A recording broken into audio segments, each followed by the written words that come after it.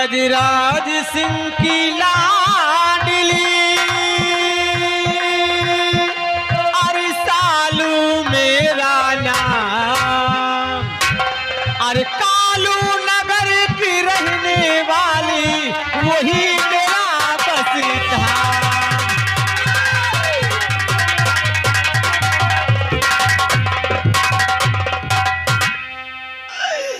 मेरा नाम सालू है। गजराज सिंह की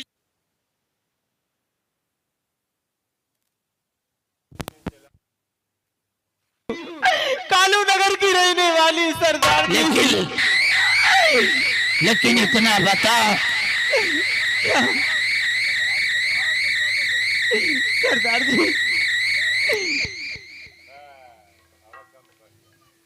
मैं कालू नगर की रहने वाली हूँ। इतना बता, तो कालू नगर की रहने वाली ठाकुर गजराज सिंह की बेटी है। हाँ। फिर इस बियाबान जंगल में कैसे आ गई तू? इस तरह रोती तड़पती हुई बोल। सरदार जी, एक दिन का वास्ता था कि मैं भोजन बनाकर अपने ससुर जी के लिए ले गई। क्या हुआ? मुझे नहीं मालूम, उस खाने में किसी ने जहर मिला दिया। जहर?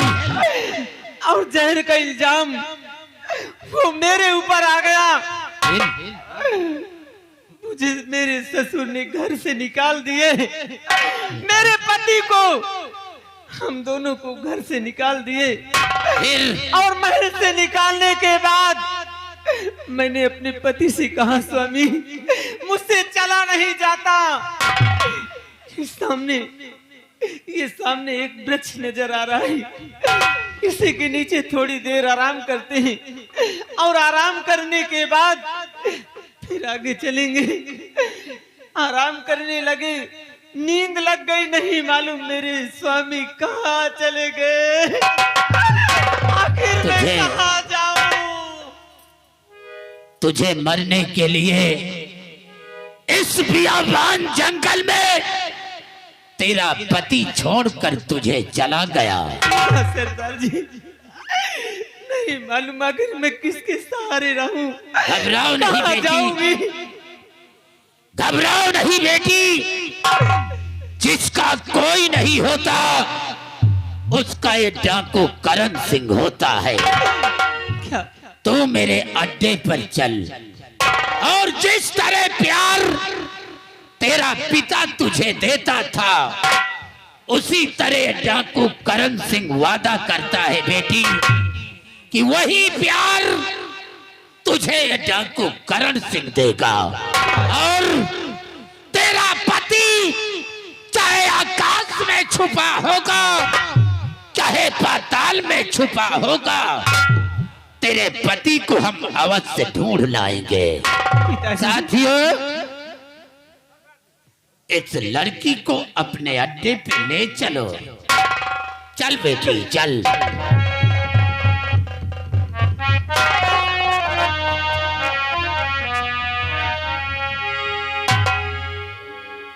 या भोलेनाथ, ये कैसी माया है तेरी?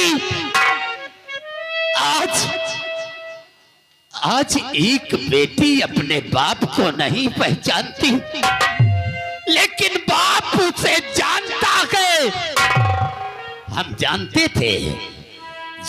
थे हम कि इसकी ससुराल वाले इसके ऊपर जुल्म करेंगे। और आज देखो मेरी बेटी को बियाबान जंगल में मरने के लिए छोड़कर इसका हरामखोर पति न जाने कहां चला गया। भोलेनाथ, हे भोले बाबा, बचपन से लेकर आज तक हमने आपकी पूजा की है, आपकी सेवा की है और सेवा के बदले कुछ नहीं मांगा। भोलेनाथ, आज आपका शिष्य बड़ी मुश्किल में फंस गया। भोले बाबा, बड़ी मुश्किल में फंस गए हम जय भोलेनाथ, हर हर महादेव। ओम नमः शिवाय। बोल बेटा बोल, आखिर तू हमें क्यों याद किया है? भोले बाबा, आज आपका शिष्य बड़ी मुश्किल में फंस गया भोलेनाथ। बोल बेटा। मेरी बेटी का सुहाग, मेरी बेटी को मरने के लिए इस बियाबान जंगल में तड़पती हुई छोड़कर ना जाने कहां गायब हो गया। कृपा करके इतना बता दो भोले बाबा, मेरी बेटी का सुहाग गया तो कहां को गया? बेटा बेटा, जो तेरी बेटी है, तेरी बेटी का पति यानी तेरा दामाद, वही समय यहाँ नहीं बल्कि नागलोक पहुंच चुका है। लेकिन भोलेनाथ, नागलोक तो 7 समंदर पार है। वहां जाने के बाद इंसान जिंदा वापस नहीं आता। फिर मेरी बेटी का पति वहां कैसे पहुंच गया? बेटा, जो नागलोक के राजा नागराज है, जो नागलोक के राजा नागराज है, उसकी बेटी नागमोहिनी व नाग कन्या आई थी। अपने तंत्र मंत्र की ताकत से यहाँ से उठा ली गई है। और जब तक हमारा हाथ तेरे सर पे रहेगा, तेरा तब तक कोई बाल आका नहीं कर पाएगा। भोलेनाथ बेटा, भोले बाबा, मुझे इतनी शक्ति दो, इतनी शक्ति दो भोलेनाथ, कि हम 7 समंदर पार जाकर अपनी बेटी के सुहाग को वापस ला सकूं। बेटा, नागलोक बेशक 7 समंदर पार है। आज तो हमारे पास जो हमारे गले में उद्राज का माला रखा हुआ है, उसे मैं तुझे दूंगा। उसके जरिए तू नागलोक पहुंच जाएगा और अपने काम में कामयाबी हो जाएगा। जय हो भोलेनाथ। ओम नमः शिवाय। हर हर महादेव। नमस्कार। भोलेनाथ, हम आपके मंदिर तक अवश्य आएंगे। भोले बाबा, मुझे इतनी शक्ति दो, इतनी शक्ति दो कि 7 समंदर पार जाकर हम अपनी बेटी के सुहाग को वापस ला सकूं।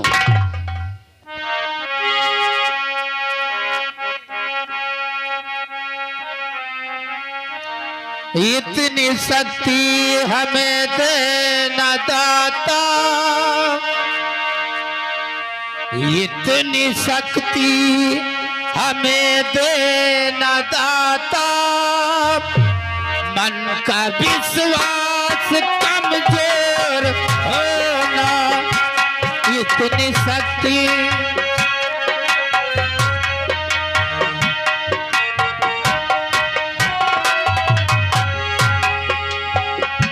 हम चले नेक रास्ते पे हरदम,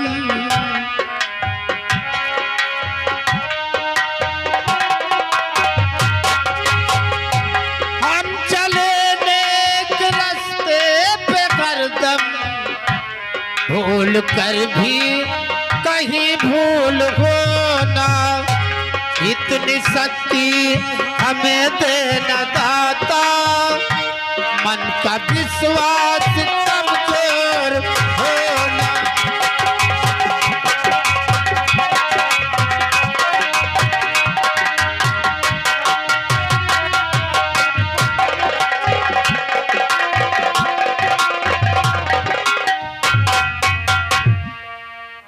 जिस नौजवान को मैं यहाँ तक अपने साथ लेकर आई हूँ, और सबसे पहले मैं उसे अपने पास लाती हूँ, फिर उसके बाद हाँ दीदी।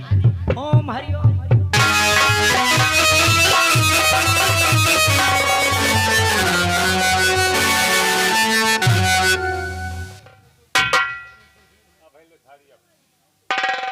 क्या भगवान, ये कौन सी जगह है और मैं कहाँ आ गया? देवी जी, क्या? ये कौन सी जगह है? मैं तुम्हें बतला रही हूँ, ये नागलोक है। नागलोक? हाँ, नागलोक है। लेकिन मैं यहाँ कैसे आ गया? तुम यहाँ कैसे आए, यही तो मैं भी पूछना चाहती हूँ। और आप कौन है देवी जी? मैं तुम्हें सब कुछ बतलाऊंगी, चिंता करने की कोई बात नहीं है। तुम मृत लोक से इस नाग लोक में प्रवेश कर गए हो, इसलिए जिस जगह आए थे उसी जगह मेरा पहरा था और मैंने तुम्हें देखा तो और यहाँ तक लेकर आई हूँ। और हाँ, सबसे पहले तुम्हें मेरे 3 प्रश्नों का जवाब देना होगा। 3 प्रश्नों के जवाब? हाँ। कैसे प्रश्न और कैसे जवाब? अगर मेरे प्रश्नों का जवाब दे दोगे तब तो ठीक है, वरना ऐसी ऐसी सजाएं हैं कि वो तुम सह नहीं पाओगे। नौजवान, कहो। सबसे पहले अपना नाम तो बता दो। वैसे लोग मुझे राजकुमार प्रदीप के नाम से जानते हैं। प्रदीप। प्रदीप जी, सुनिए मेरा सवाल क्या है। कहो। दीदी, तुम ऐसे तुमको बैक साइड घूम कर खड़े होना है तो आप थोड़ी देर के लिए आराम कीजिएगा, मैं इनसे बातें कर रही हूँ। प्रदीप जी, जी। सबसे पहला सवाल यह है कि इस दुनिया में औरत जात क्या नहीं कर सकती? सब कुछ तो कर सकती है औरत जात। ऐसा कौन सा कार्य है जो नहीं कर सकती? सोच समझ कर बता दो। लेकिन एक ही कार्य ऐसा है, कौन सा कार्य? बिना किसी मर्द का सहारा लिए हुए किसी नवजात शिशु का जन्म नहीं दे सकती। ये नौजवान इतना समझदार।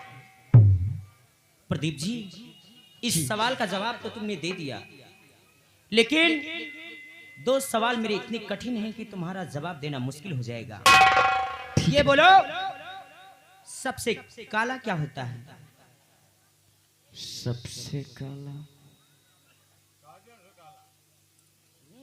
सबसे काला देवी जी, जहां तक मेरी समझ है, सबसे काला कलंक होता है। कलंक का टीका जिसके मस्तक पर लग जाता है ताउम्र कभी नहीं छूटता। जवाब तो सही रहा नौजवान, लेकिन तीसरा सवाल मेरा ये है कि सबसे मीठा फल किस चीज का होता है? मीठा फल? मीठा फल? हाँ देवी जी, सबसे मीठा फल सब्र और संतोष का होता है। जिस इंसान के अंदर सब्र नहीं है, संतोष नहीं है, वो ताउम्र भटकता रहे लेकिन कभी उसकी आत्मा को शांति नहीं मिलती। बिल्कुल बिल्कुल सही रहा तुम्हारा उत्तर। नौजवान, सच तो यह है कि तुमने मेरे प्रश्नों का जवाब दे दिया है और बस मैं तुम्हें अपना जीवन साथी बनाना चाहता हूं। नहीं देवी जी, क्यों? ये नहीं हो सकता। क्यों नहीं हो सकता? क्योंकि मैं शादीशुदा हूँ, मेरी पत्नी है। कुछ भी हो, जब से मैंने तुम्हें देखा है ये बेचैनियां बढ़ती ही जा रही है। नहीं देवी जी,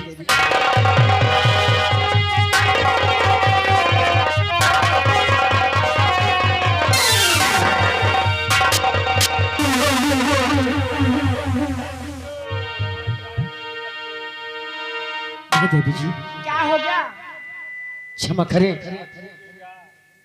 मैं शादीशुदा हूँ और ये बात आप जानती हैं बखूबी, फिर भी आप मुझसे अपने प्यार का इजहार कर रही हैं। सच में कि तोहरे खातिर देवे अपन जान हो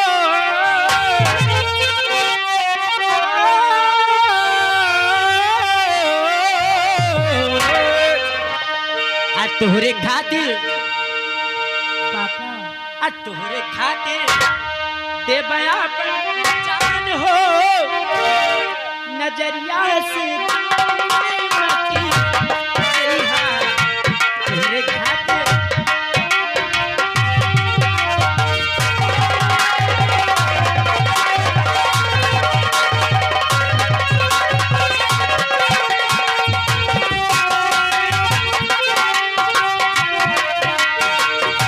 दूर मती चैहा हो दूर मती चैहा दूर मती चैहा हो दूर मती चैहा तोहरे खातिर देवे अपन जान हो नजरिया से दूर मती चैहा तोहरे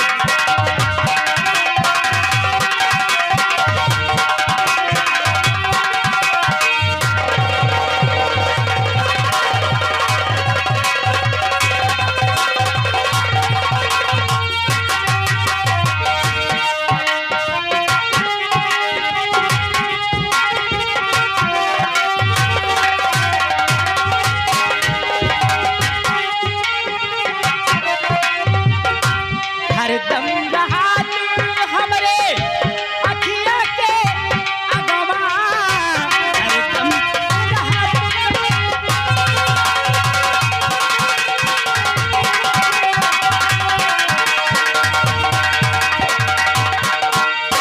हरदम रहा तू हमरे अखिया के अगवा रतिया में लेके सुता रतिया में लगवा रतिया में लेके सुता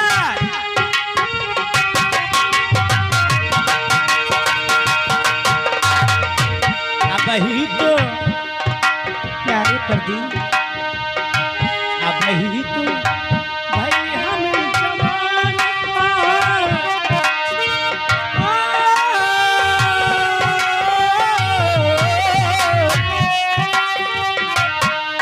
अब ही तो भाई हम जवान नजरिया से दूर मती चलिया अब ही